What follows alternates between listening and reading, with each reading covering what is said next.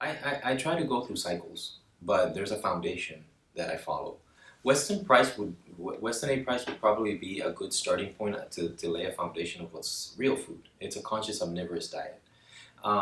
Weston Price was a dentist that traveled around the world. I think he was in the 50s. And he was actually looking for the perfect diet for humanity. And he was expecting to find that the perfect specimens of humans would be vegan. And that's what he was going for. So he went to Maasai tribes, he went to the Swiss cultures in Europe, he went to like many different places. And he did not find one vegan culture. What he found was a pattern of people who were tapping into their natural environment that was local, and they were procuring foods through an ancestral type of template where they would gather a lot of food, roots, vegetables, fruit, things like that, which to me is a very important part of the diet. There's people who are like on a carnivore diet that think that you don't need vegetables, you don't need fruit, and all this stuff, and I'm like, that's a modern. You didn't see that either. You never really, even when you go to um, colder climates where you would see Inuit people who they didn't really have too much access to vegetables because of the climate.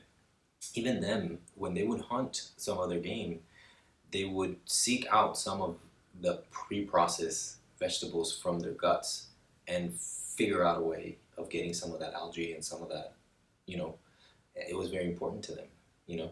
So, so Weston A. Price went on this journey to try to find the perfect diet, and he found that all of them had animal foods in common. And he started to look at it through the dentition of these tribes. None of them had cavities. Their mouth was completely full of the perfect structure for their teeth. They were robust.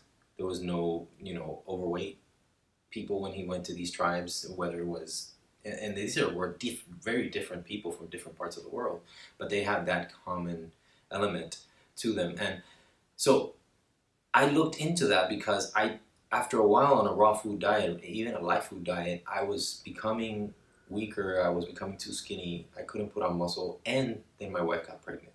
I'm like, if I'm not thriving with this program, I don't know if I want to experiment with my kids. So let me go and look anthropologically and all this stuff at what is the natural human diet.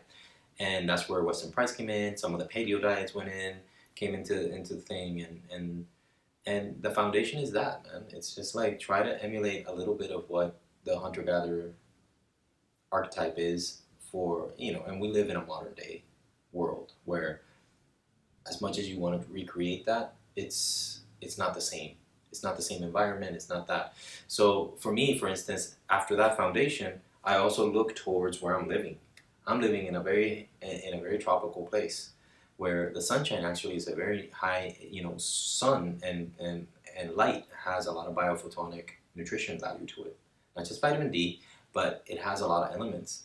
So you can get away with a little bit less food because you live in a tropical uh, environment.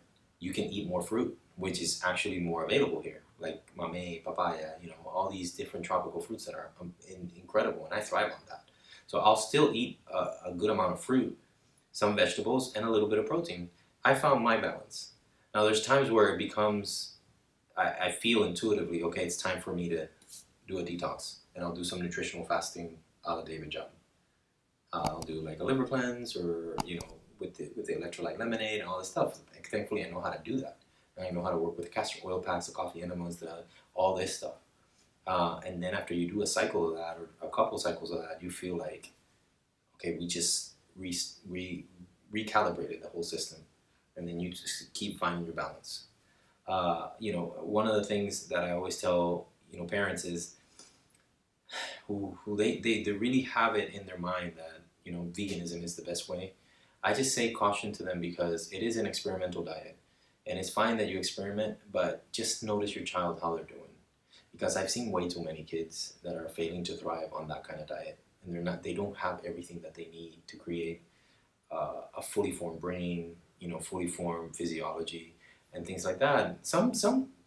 We're all different.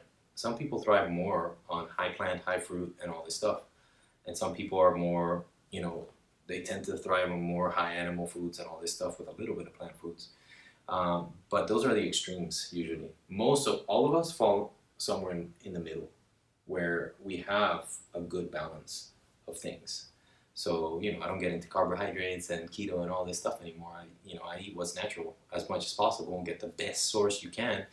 Because the one thing that all these diets have in common, at least, which is a very positive thing, whether it's gluten-free, grass-fed, beef, paleo diets, keto diets, vegan diets, and all this stuff, they really tend to focus on how to avoid factory farming and how to avoid, genetically modified foods and over-chemicalized elements of the food. That's our first step right there. We need to end that. There's no, that's not hunting and gathering. That's not, there's no ethical, moral element there. That's actually very horrendous. And you can't treat beings like that. This is a sacred thing that Native Americans in this country used to be very tapped into. And some of these tribes that this gentleman, dentist Western Price, understood as well. Once he started to get to know these people that he was seeking out, there was a sacred element of being made of place, of the place where you're at. And that sometimes involves animal foods. So, sometimes people thrive with grass-fed, good quality dairy. I don't do well with that.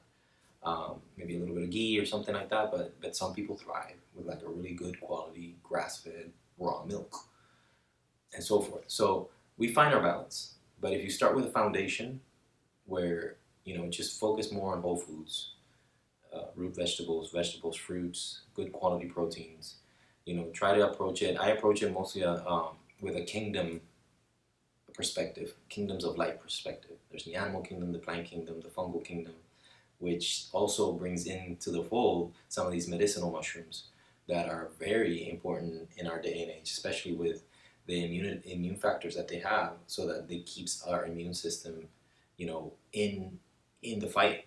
And then bacteria is another kingdom of life. That means cultured foods like sauerkraut, kimchi, yogurts, and things like that traditionally people have been doing for thousands of years. So I always, like to say, hey, start thinking about it with the element of the kingdoms of life. And where's that coming from? Because at the end of the day, most of these new diets, they're all different versions of the same thing, if you really think about it. They're modern diets that are meant to sell books, they're meant to sell programs, they're meant to be a repackaged form of the same thing, but with a different perspective to it. So